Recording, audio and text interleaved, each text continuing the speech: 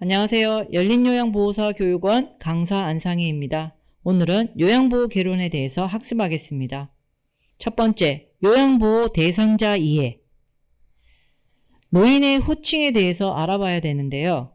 노인이라 하면 나이 든 사람에 대한 일반적 호칭을 말합니다. 노년이라 함은 노인의 부정적 의미를 줄이기 위해 사용하고요. 어르신이라는 호칭은 중립적 의미로 사회복지 실천 현장에서 사용합니다. 현장에서 방문 요양을 나가시면은 우리는 노인에 대해서 어르신이라는 호칭을 사용합니다. 나이가 들면서 신체의 세포, 조직, 전체적인 기능이 저하되는 과정을 겪게 되는데 이것을 우리는 노화라고 합니다. 노화가 진행되어 일정 수준 이하의 신체적, 심리적, 사회적 능력에 이르거나 기능이 감소된 사람을 우리는 노인이라고 하죠. 그러면 노인과 노화 과정에 있어서 노인의 기여 부분을 보게 되면요. 노인은 경제적 기여, 그래서 산업화를 통한 경제 성장에 기여하였고, 그 다음 정치적 기여, 그러면 민주화에 기여하였고, 그리고 사회적 기여, 그러면 사회 문화적 발전에 기여하였다. 그럼 기여보다는 노인에 대한 보상 부분을 잘 알아두셔야 합니다. 자, 노인에 대한 보상이라고 하면 특히 경제적 보상, 그러면 공공시설의 이용요금 감면이 있겠습니다. 그래서 교통시설, 공원, 박물관을 이용하실 때 노인에 대해 이용요금 감면하는 것.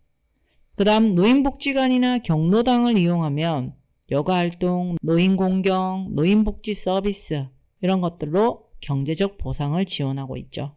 그리고 제도적 보상, 그러면 사회보장제도를 통해서 노소득 보존이나 질병치료와 예방 같은 이러한 제도적 보상을 하고요. 그리고 정치적 보상 잘 알아두세요. 우리나라가 어버이날을 지정하고 노인의 날을 지정한 건 노인에 대한 어떤 보상이냐, 그러면 정치적 보상이 답이죠. 그리고 지적, 정신적, 문화유산의 전수, 노인에 대한 보상 정리해 두세요. 세 번째, 노인의 건강한 노화. 그래서 노화의 긍정적 측면을 보면은 첫 번째, 노인은 수준 높은 동기부여를 통해 직무를 수행할 수 있고 의사결정에서도 신중하여 실수가 적고 사고력에서도 뒤지지 않는다. 세 번째, 중요한 정보를 추출해낼 수 있는 능력이 뛰어나다라는 거. 그러면 건강한 노화를 만들기 위해서는 어떻게 해야 되냐? 첫 번째, 중요한 영양 섭취, 그리고 적절한 운동, 뇌를 자극하는 활동과 만성질환, 질병 유무를 확인하고 신체 기능에 적합한 운동을 해야겠죠? 그리고 사회적 관계도 유지하고 생산적 활동을 해야 된다. 건강한 노화를 만들기 위해서 어떻게 해야 되는지 4가지 정리했습니다. 그러면 지금부터 우리가 중요하게 알아두셔야 되는 부분이 노년기 특성입니다.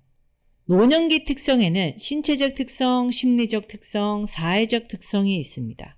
첫 번째 신체적 특성, 그러면 세포의 노화, 세포가 늙어간다라는 표현이죠.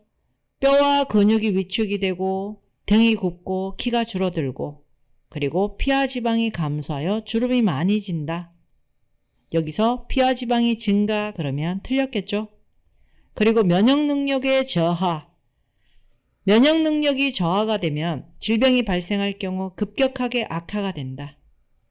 그래서 감기로 인해서 폐렴, 그로 인한 폐혈증으로 이루어질 수 있는 게 면역력이 저하되기 때문입니다. 그리고 잔존 능력의 저하, 그러면 잔존 능력이라 함은 신체에 남아있는 능력입니다. 그래서 신체 조직이 잔존 능력이 저하되어 일상생활에 어려움이 생긴다. 회복 능력의 저하, 그러면 합병증이 오면 사소한 원인으로도 중증에 이를 수 있다라는 거. 그리고 비가역적 진행. 비가역적이라는 말은 되돌릴 수 없다라는 표현이죠. 그래서 인간의 노력으로 노화의 진행을 막을 수 없다. 우리가 60이 되었을 때 20대로 돌아갈 수 있냐? 없겠죠? 비가역적 진행. 신체적 특성 5가지 정리하면 세포의 노화, 면역 능력의 저하, 잔존 능력의 저하, 회복 능력의 저하, 비가역적 진행. 그 다음 심리적 특성을 알아보면 심리적 특성은 크게 8가지가 있습니다. 첫 번째, 우울증 경량의 증가. 우울증 경량이 증가하게 되면 노인은 불면증에 시달리고 식욕 부진, 체중 감소 등과 같은 신체적 증상을 호소하고 기억력이 저하되고 흥미와 의욕을 상실하게 됩니다. 그리고 주변 사람들에게 적대적으로 대하거나 타인을 비난하는 등의 행동을 보이기도 하죠. 두 번째, 내향성의 증가. 다른 말로 외향성의 감소라고도 표현합니다.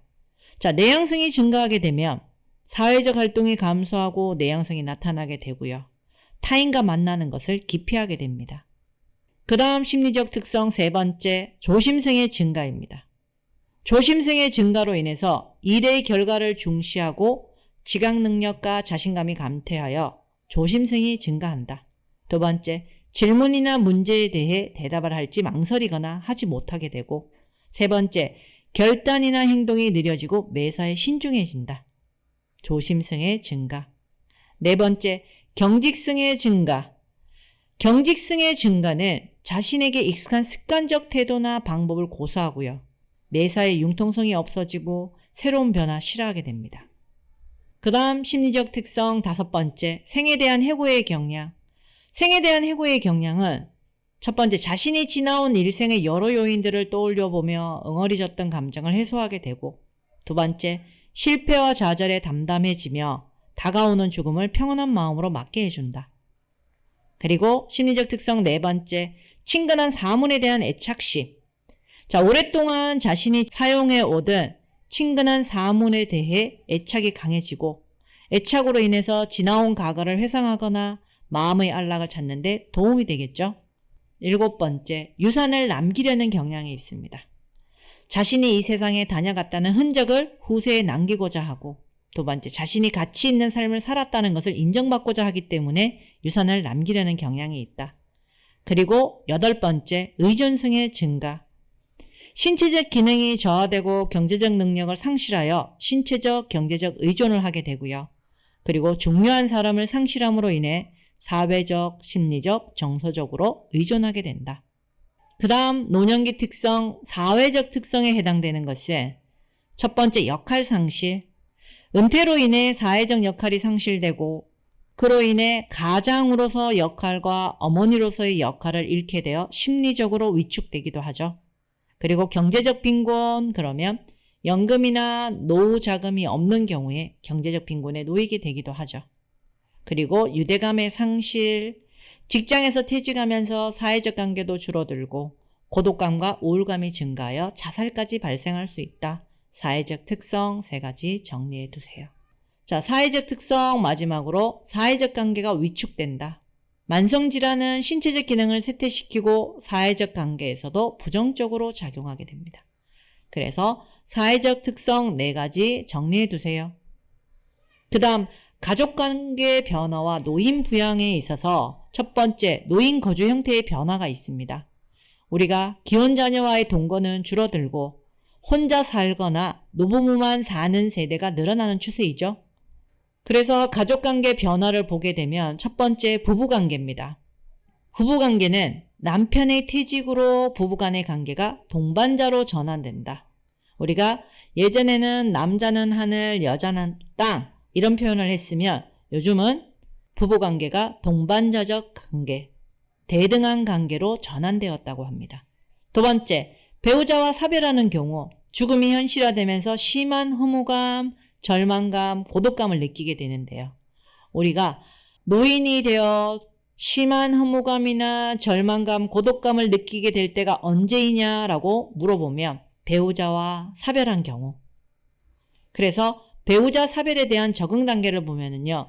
첫 번째, 상실감의 시기, 우울감과 비탄, 그래서 상실감을 느끼게 되고요. 두 번째는 배우자 없는 생활을 받아들이고 혼자 된 사람으로서의 정체감을 지닌다, 머물러 있게 된다라는 거예요.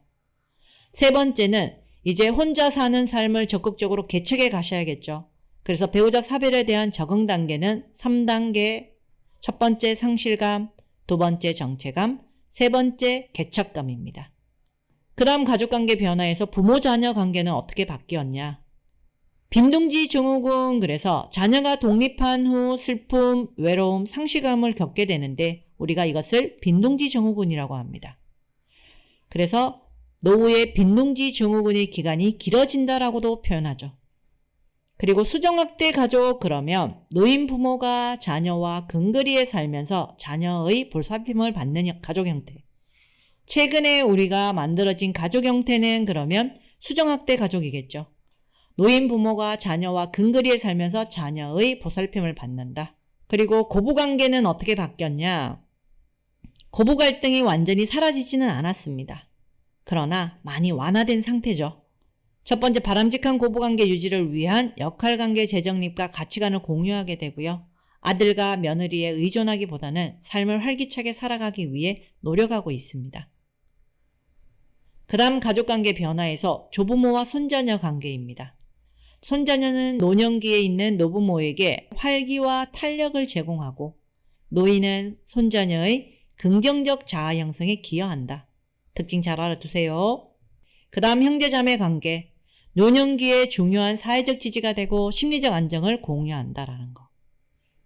자, 마지막으로 가족관계 변화와 노인부양에 있어서 노인부양 문제와 해결 방안을 알아두셔야 되는데요. 그러면 노인이 되면 4가지 겪는 고통이 있습니다. 첫 번째 빈곤, 두 번째 질병, 세 번째 고독, 네 번째 무의. 빈곤, 질병, 고독, 무의. 그러면 이러한 노인이 겪는 문제점들을 어떻게 해결해야 하나? 보시면 첫 번째, 공적 부양과 사적 부양을 협력적으로 병행해야 합니다. 공적 부양이라고 하면 노인 복지 서비스라든지 장기요양 보험제도 같은 거.